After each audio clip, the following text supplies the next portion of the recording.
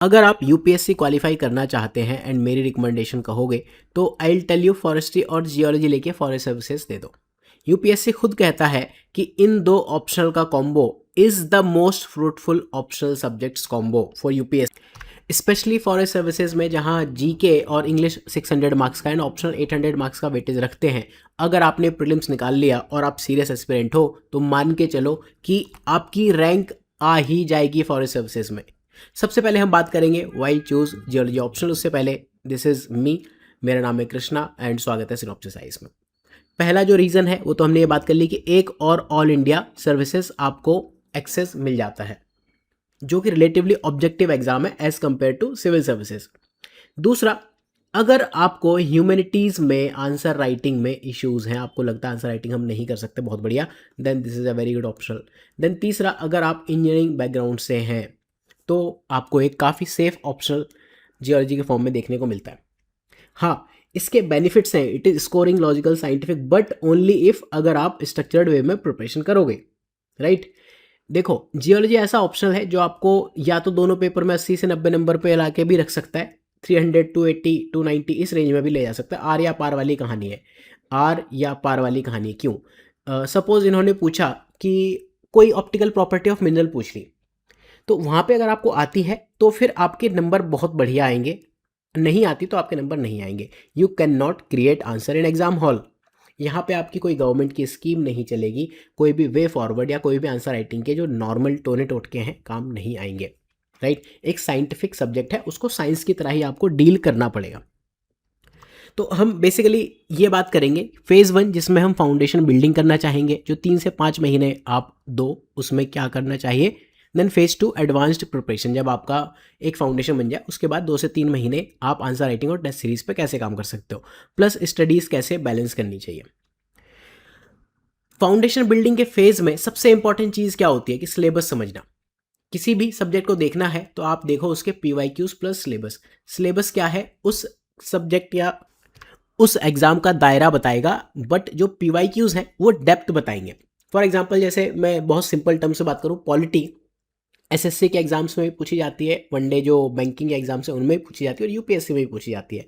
But आप सिर्फ PYQs देख के ही ये आइडिया लगा सकते हो कि हमें यूपीएससी के लिए क्या प्रिपेयर करना है, SSC के लिए क्या प्रिपेयर करना है। डेप्थ जो है PYQ से आएगी। तो जियोलॉजी में सबसे पहले हम समझना चाहेंगे सिलेबस क्या है। सिलेबस में हम मेनली 4 चीज़ों पे आएंगे। पहली 2 चीज़ें IAS का सिलेबस और IFS का सिलेबस, फिर उनके बेस पे थीम, फिर GS ओवरलैप। आप कहोगे क्या जियोलॉजी में ये पॉसिबल है? बिल्कुल पॉसिबल।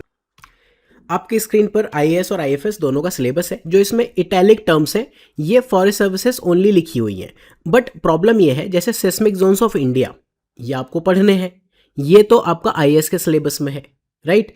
बट ऐसा नहीं है कि आप IAS और IFS दोनों में से किसी भी एग्जाम के लिए छोड़ दोगे, right. For example continental drift पढ़ते हो तो एविडेंस एंड मैकेनिज्म आपको दोनों ही एग्जाम्स के लिए पढ़ने पड़ेंगे, ठीक है। सिमिलरली अगर आप सुपर पोज्ड डिफॉर्मेशन या फिर इंट्रोडक्शन टू पेट्रोफैब्रिक्स है, दोनों में से किसी भी एग्जाम के लिए छोड़ना अफोर्ड नहीं कर सकते।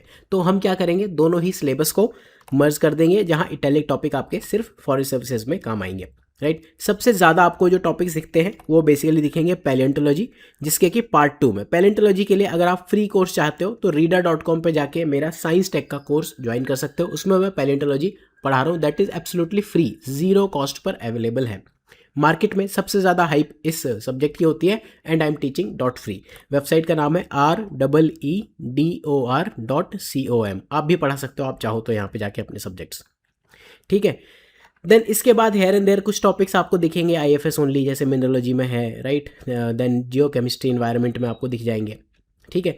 अब इसका कोई सेंस नहीं है कि मास वेस्टिंग IAS में है, लैंडस्लाइड IFS में भी है, दोनों ऑलमोस्ट सिमिलर कॉन्सेप्ट्स हैं। अगर आप माइनिंग पढ़ रहे हो तो ओपन कास्ट माइनिंग दोनों एग्जाम्स के लिए पढ़ के जाओगे, राइट। तो ये दोनों एग्जाम्स का सिलेबस। अब इनके बेस पे थीम्स हम डिवाइड करते हैं ताकि चीज़ें सिमिलर वे में पढ़ पाए। तो जो पहली यूनिट है जनरल जियोलॉजी, उसको हम इन 3 पार्ट में डिवाइड करते हैं। Geomorphology and remote sensing clearly 2 part में डिवाइड हो सकती है। स्ट्रक्चरल आपकी इन 2 पार्ट में डिवाइडेड होगी। पैलियोंटोलॉजी इन 2 पार्ट में डिवाइड होगी। स्ट्रेटिग्राफी को आप इन पार्ट्स में डिवाइड कर सकते हो। यूनिट नंबर 1.6 जो है वो क्लियरली 2 पार्ट्स में है। मिनरलॉजी कुछ स्टेट PSC या स्टेट फॉरेस्ट सर्विसेज के एग्जाम्स में इस तरह से भी डिफाइंड होती है क्लियरली। तो ये मिनरलॉजी की 3 ब्रांचेस हैं। इग्नेस एंड मेटामॉर्फिक को 2 पार्ट में, सेडिमेंट्री के लिए एक एनफ है। इकोनॉमिक जियोलॉजी में आप इकोनॉमिक पढ़ोगे, प्लस जो इंडियन डिपॉजिट्स हैं उनके बारे में थोड़ा डिटेल में पढ़ोगे। माइनिंग में प्रोस्पेक्टिंग एंड एनालिसिस, रिजर्व का एक अलग कॉन्सेप्ट है एंड एक्सप्लोरेशन माइनिंग वो एक अलग चीज़ है। सिमिलरली जियोकेमिस्ट्री एंड एनवायरनमेंट दो अलग अलग चीज़ें हैं। अब मैं आपको बताऊं कि ये सिलेबस ऐसा क्यों है। जैसे मैं आपको फॉर एग्जांपल बताता हूं कि जैसे जियोमॉर्फोलॉजी एंड रिमोट सेंसिंग है, तो जियोमॉर्फोलॉजी का सिलेबस क्लियरली डिफाइंड है, राइट, एंड रिमोट सेंसिंग के ये टॉपिक्स हैं। यहाँ तो चलो सिमिलर टर्म्स लिख गई हैं, दिख गई हैं आपको। पैलेंटोलॉजी में अगर आप देखोगे तो जो फर्स्ट पार्ट है ये क्लियरली फॉसिल्स एंड उससे रिलेटेड चीज़ें हैं। यहाँ पे स्पीसीज है जहाँ पे आप पैलेंटोलॉजिकल एंड बायोलॉजिकल स्पीसीज दोनों पढ़ते हो, definition and nomenclature, difference, questions देखो कैसे पूछे। उसके बाद सीधे फॉसिल्स के ऊपर आप आ जाते हो, जिसमें सबसे पहले आप फॉसिल पढ़ोगे। फॉसिल डायरेक्टली सिलेबस में नहीं है बट क्वेश्चंस पूछ रहा है, ठीक है। फॉसिल के बाद मेगा फॉसिल, माइक्रो फॉसिल, उन पे अगर आप क्वेश्चंस देखो तो इस तरह से दिख रहा है। मेगा फॉसिल पे एक बार क्वेश्चन पूछा, माइक्रो फॉसिल पे डेफिनेशन पूछी है, तो ये बहुत ज़्यादा इंपॉर्टेंट टॉपिक नहीं है। इसके बाद mode of preservation of fossil, जिसमें आप हर तरह के फॉसिल के मोड ऑफ प्रिजर्वेशन पढ़ोगे, चाहे वो मेगा हो या माइक्रो। फिर माइक्रो फॉसिल के डिफरेंट टाइप्स आपको पढ़ने, then application of micro fossils पढ़ने, ना कि मेगा फॉसिल। मेगा मतलब जो बेसिकली आंखों से दिख जाते हैं, नेकेड आई से आप देख सकते हो, और माइक्रो फॉसिल्स जिसके लिए आपको माइक्रोस्कोप की नीड पड़ती है। तो माइक्रो फॉसिल्स का application correlation, petroleum exploration, palaeoclimatic and palaeo oceanography studies में क्या है। Then index fossil and their significance, इनकी बेसिक डेफिनेशन। जैसे इंडेक्स फॉसिल आपको ये पता होना चाहिए कि सपोज ये XYZ को एक फॉसिल है, बहुत लंबे जियोग्राफिकल स्ट्रेच में ये पाया जाता है। इससे क्या होगा, मान लो ये वाला एरिया इरोड हो गया, आज यहाँ पे रॉक्स नहीं है, बट ये फॉसिल यहाँ मिल रहा है, यहाँ मिल रहा है, तो आप क्या टाइम पीरियड पता लगा सकते हो। इनको इंडिकेटर फॉसिल भी कहते हैं, गाइडिंग फॉसिल भी कहते हैं, राइट।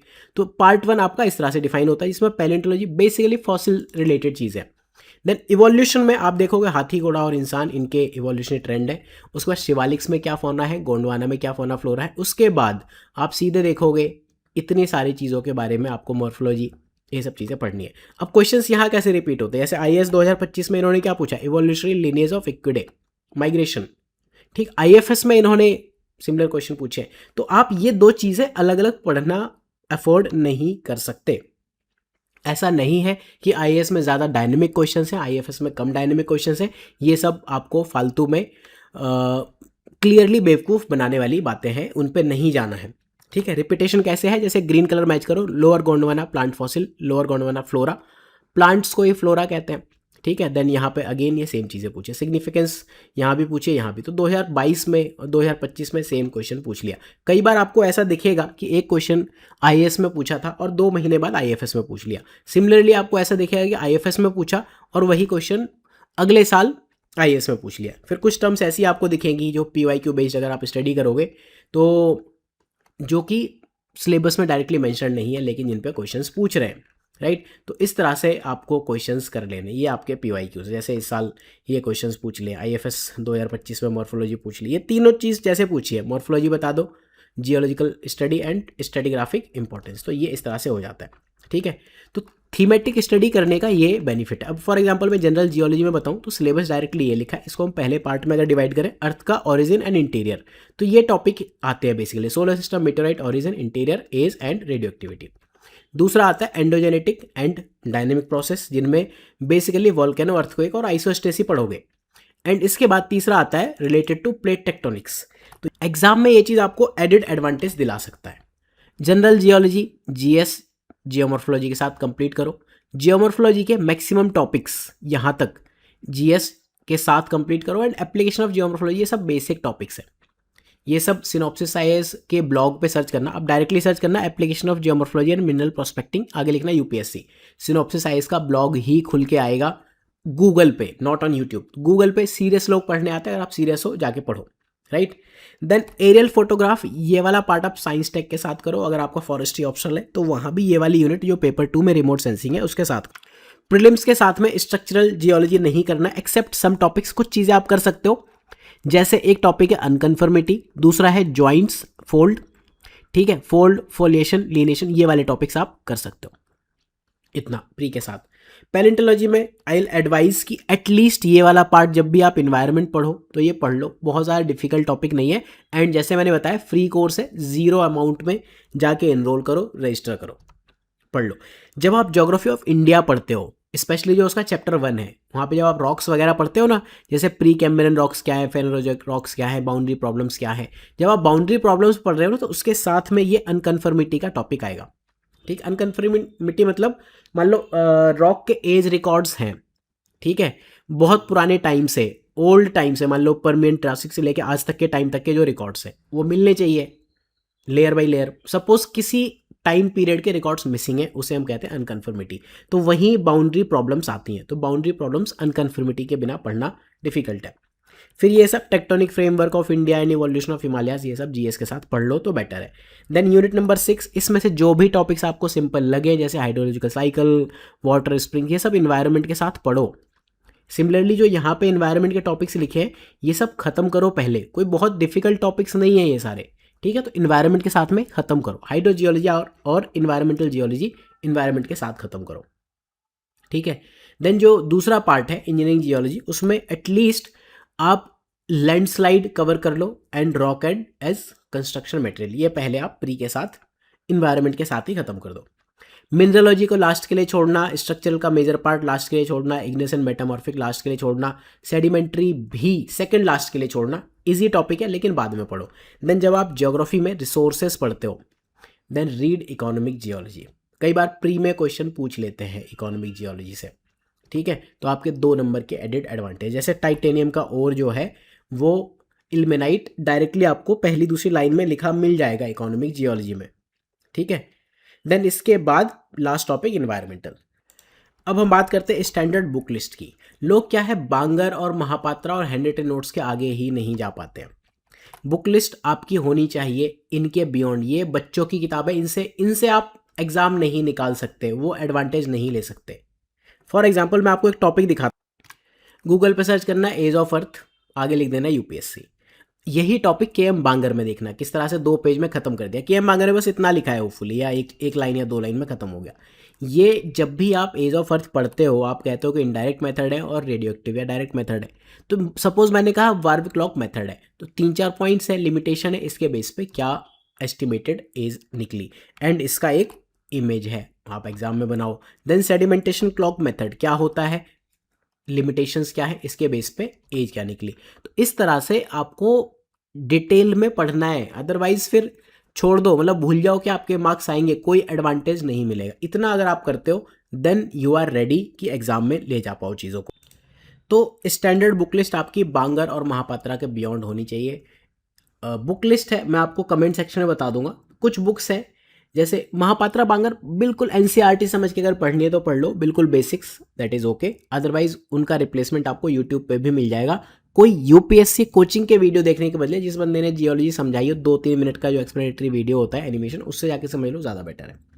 फिर कुछ बुक्स हैं जैसे जनरल जियोलॉजी के लिए आर्थर होम्स की बुक हम पढ़ लेते हैं, स्ट्रक्चरल के लिए बिलिंग्स की या हॉब्स की बुक पढ़ लेते हैं, ठीक है। जियोमॉर्फोलॉजी सविंदर सिंह से काम चल जाता है। मैं आपको सजेस्ट करूंगा WD थॉर्नबरी की प्रिंसिपल्स ऑफ जियोमॉर्फोलॉजी पढ़ो, फैंटास्टिक बुक है। पैलेंटोलॉजी के लिए इन्वर्टिब्रेट पैलेंटोलॉजी वगैरह है, राइट। आप सिनॉप्सिस आइस फॉलो करो, स्ट्रेटिग्राफी, ये सब बुक लिस्ट ना मैं आपको दे दूंगा, ठीक है। जो ओल्ड बुक्स हैं जैसे इकोनॉमिक जियोलॉजी में उमेश्वर प्रसाद है, ठीक, इसका जो अपडेटेड वर्जन है सिनॉप्सिस आईएएस पे जियोलॉजी कोर्स में जाके वहाँ पे सैम्पल मटेरियल में फ्री डाउनलोड कर लेना, अपडेटेड मटेरियल मिल जाएगा, ठीक है, राइट। तो पूरी बुक लिस्ट हम बात कर लेंगे। तो होपफुली हमने फेज़ 1 की बात कर ली। आपको 3 से 5 महीने का टाइम देना है, इसके लिए आप 2 डेज ऑप्शनल भी देते हो तो भी फेज़ 1 में ये काम कर जाओगे। अब आओगे phase 2 advanced preparation, answer writing, PYQ diagram, case studies. PYQs का रोल हमने देख लिया क्या है। इस फेज में PYQs should be greater than books, क्योंकि जियोलॉजी एक अनंत सिलेबस वाला सब्जेक्ट है। पीवाईक्यूज आपको डेप्थ में लिमिट लगा देंगे कि यहाँ तक जाना है। सॉल्व कैसे करने हैं, जैसे ये क्वेश्चन पूछा है डिफाइन स्पीसीज, 1-2 लोगों के डेफिनेशन क्या है, कंपैरिजन, बस 10 नंबर में पूछा है, इतना एनफ है। जियोमॉर्फोलॉजी में स्पेशली जब आप पीवाईक्यूज करो तो WD थॉर्नबरी की 9 थ्योरीज हैं जो आपकी स्क्रीन पर है, एक एक करके मैं आपको शो कर दे रहा हूँ। ये पीवाईक्यू में नहीं पूछी गई हैं, लेकिन ये एज सच ज्योग्राफी में या दूसरे एग्जाम्स में पूछ लेता है, ये काफ़ी इंपॉर्टेंट है। ये 10 थ्योरीज या टोटल आई थिंक 13 थ्योरीज है, ये आपको बाय हार्ट लर्न होनी चाहिए। ये अगर आपने कर ली तो ये मान के चलो जियोमॉर्फोलॉजी में आपसे बेटर क्वेश्चन कोई नहीं कर पाएगा, ठीक है। अभी तक सिर्फ एक ही क्वेश्चन पूछा है जियोमॉर्फिक प्रोसेस पे रिलेटेड थ्योरी। तो जो ये पहला फंडामेंटल प्रोसेस है फंडामेंटल कॉन्सेप्ट, ये बेसिकली ज्योमेट्रिक प्रोसेस की बात करता है। सारी थ्योरीज एक में लिखने को बोल दी है। देन ये भी एक थ्योरी है, little of earth topography older than tertiary. तो ये आपके लिए बहुत ही बेहतरीन वैल्यू एडिड मटेरियल की तरह काम करते हैं ये वाले प्रैक्टिस क्वेश्चन। अब डायग्राम्स जब आप प्रैक्टिस करते हो तो डे 1 डिफिकल्ट होंगे, तो आपको ट्राई करना है जब भी आप पढ़ाई कर रहे हो, 2 दिन पढ़ रहे हो ऑप्शनल, तो कम से कम 3 से 4 डायग्राम ज़रूर बनाओ। आपको समझ आएगा डायग्राम बनाना बहुत डिफिकल्ट है। 5 से 10 मिनट भी लग सकते हैं स्टार्टिंग में डायग्राम बनाने में, उसको आपको लेस देन 1 मिनट पे लेके आना, इंक्लूडिंग लेबलिंग जो लिखना है उसके बारे में भी। हर टॉपिक के बाद आप PYQ सॉल्व करोगे, कॉन्सेप्चुअल क्लैरिटी उसी से होगी। बहुत ज़्यादा डेप्थ में नहीं जाना है। 3-5 महीने का 6 से 7 महीने भी हो जाए, 2-3 महीने का 4 से 6 महीने भी हो जाए, तो भी कोई फ़र्क नहीं पड़ जाएगा। अगर आप अपनी स्ट्रेटजी ठीक रखोगे तो ये दोनों फेज़ आपके मिला के 3 महीने सेव कर सकते हो, राइट। इस मोड में आपका बस एक टारगेट होना चाहिए कि रीडिंग मोड से, एकेडमिक मोड से कॉम्पिटिटिव मोड पे जाना है। जियोलॉजी के लिए एकेडमिक कंटेंट बहुत अवेलेबल है, बट एकेडमिक से लेके कंपटीशन के बीच का जो गैप है वो इस फेज़ में आपको कंप्लीट करना है। 2 से 3 आंसर्स आप लिखो डेली, जिस दिन भी पढ़ो। इंट्रोडक्शन इसमें मोस्टली डेफिनेशन बेस्ड लिखे जाते हैं। थिंकर्स, जैसे मैंने आपको स्पीसीज वाला बताया, थिंकर्स यहाँ भी होते हैं, ठीक है। कोर कॉन्सेप्ट लिखो, लेबल डायग्राम बनाओ, एंड कंक्लूजन जो आपका है एप्लीकेशन बेस्ड हो सकता है, ठीक है। टेस्ट सीरीज आप ज्वाइन करते हो, एक serious test series 2। AI based test series यहाँ पे आपको हेल्प नहीं करेंगी, एक टेक्निकल सब्जेक्ट है, इवैल्यूएशन बहुत बढ़िया नहीं मिलेगा कहीं भी, ठीक है। स्टडीज बैलेंस करने का तरीका, पहला तो मैंने आपको बताया कि GS प्रीलिम्स के साथ में कैसे इसे मैनेज करोगे, पहला। दूसरा, ऑप्शनल हम क्या करते हैं कि जियोलॉजी या जो हमारा फर्स्ट ऑप्शन है जूलॉजी वगैरह, इनको हम फॉरेस्ट्री से काफ़ी ज़्यादा वेटेज दे देते हैं। एंड में हम देखते हैं कि जियोलॉजी में तो बढ़िया कर गया, फॉरेस्ट्री में बहुत बढ़िया नहीं किया। तो आप टारगेट करो कि फॉरेस्ट सर्विसेज फॉर एग्जांपल दे रहे हो तो 270 दोनों एग्जाम्स में लाओ। IAS में, जियोलॉजी में 280 300 तक टारगेट कर सकते हो अगर आप ठीक वे में पढ़ते हो। जब आप पढ़ रहे हो तो केस स्टडीज़ इंडिया की ज़रूर पढ़ो। फॉर एग्जांपल धारवाड़ क्रेटन की आपने बात कर ली, विंध्यन बेसिन की बात कर ली। यहाँ आंसर राइटिंग थोड़ा स्ट्रक्चर्ड वे में होती है, कोई स्टोरी टेलिंग वगैरह नहीं है, ठीक है। टाइम मैनेजमेंट करना इनिशियली बहुत ज़्यादा उसकी टेंशन मत लो, हो जाएगा। इनिशियली आपका टारगेट होना चाहिए कि हम बेसिकली जो भी पढ़ रहे हैं उसको पेन लेके पेपर पे लिख पाए। स्टडी प्लान आपका इनिशियली यही होना चाहिए। ऑप्शनल के लिए 2 दिन से ज़्यादा मत दो, बहुत बड़ा सिलेबस भी नहीं है। 2 दिन GK और GS के लिए ज़रूर दो, एंड 2 दिन रिवीजन, चाहे GK का रिवीजन करो चाहे ऑप्शनल का। reader.com पे ये कोर्स का नाम है science tech and internal security. This is about me, department of atomic energy, and इसमें जो मॉड्यूल्स है, इसमें देखो जियोमॉर्फोलॉजी वाला पार्ट मैं इसमें कवर कर रहा हूँ, astronomy basically general geology cover होगा, एंड अर्थ साइंसेज में पैलेंटोलॉजी यहाँ पे कवर कर रहा हूँ, राइट। तो ये फॉरेस्ट सर्विसेज मेंस के लिए भी आपको काम आएगा। कोर्स फी 0 है। सिनॉप्सिस IAS में आप ये ऑप्शनल्स कंसीडर कर सकते हो। अगर आप बेसिक से प्रिपेयर कर रहे हो then consider this one, forestry के साथ this one, and with test series ये वाला है। और अगर आप प्रिपरेशन ऑलरेडी कर चुके हो, सिर्फ आंसर राइटिंग या PYQ पे फोकस करना चाहते हो, then go for this one. So thank you for watching. I hope कि I have added some value to your geology preparation.